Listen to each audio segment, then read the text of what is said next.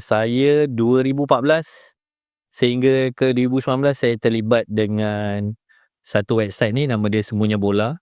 So kita bermula daripada tak ada follower, daripada sama-sama kawan like, sampailah satu ketika kita pernah ada 1.2 juta pengguna yang pergi ke website kami sebulan. 1.2 juta. Yes. And dengan Semuanya Bola, alhamdulillah kita dah bekerjasama dengan banyak jenama-jenama besar, and rasanya pada 2016 kita menang government punya grant bernilai RM650,000. So dari situ kita expand kau daripada 2 orang sampai satu ketika kita ke dekat 30 orang. Kita ada business website tu, kita ada business agency, kita pernah handle few brand dan few event besar, and kita pun ada e-com kita sendiri, dan pada satu ketika kita ada kedai 3,000 square feet di e-curve, jual barang sukan. Kedai Semuanya Bola? Tak, nama time tu kedai dia Exchange. Okay, saya masih ingat lagi momen tu. Kita orang ni kenal lama lah. I think dah more than 10 years lah. Cuma 2019 saya ada sedikit financial problem untuk saya punya as individu. So saya jual saya punya semua share dekat Semuanya Bola tu. Semua share Yeah. jual. Saya nak tanya lah, okay lah, sebelum kita jauh kan, kita pergi kan topik hari ni kan, macam mana membangunkan satu, orang kata, blog komentar bola sepak. Okay, daripada kosong sampai ada 1.2 juta pembaca ataupun pelawat dekat website. Rasanya kalau musim World Cup lagi dahsyat dah kot. Ya, dahsyat kan. Dan akhirnya melepaskan pegangan tu.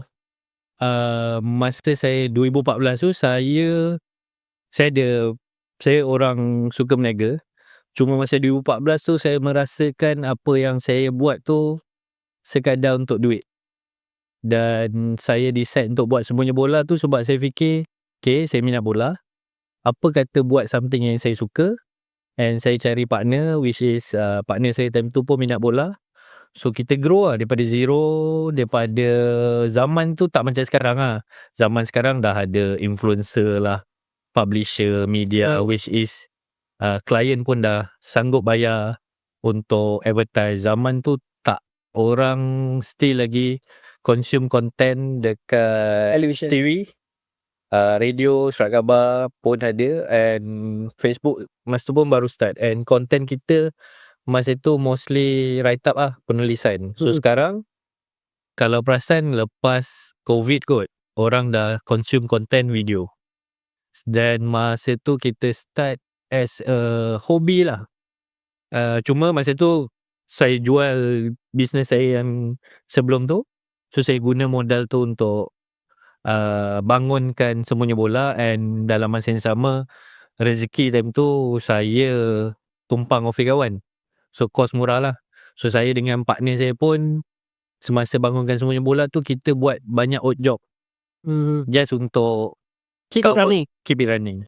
Ni office kat Kajang tu? Office kat Kajang. Okay. Enteng Kajang. Kita bersama-sama lah masa tu. Ya.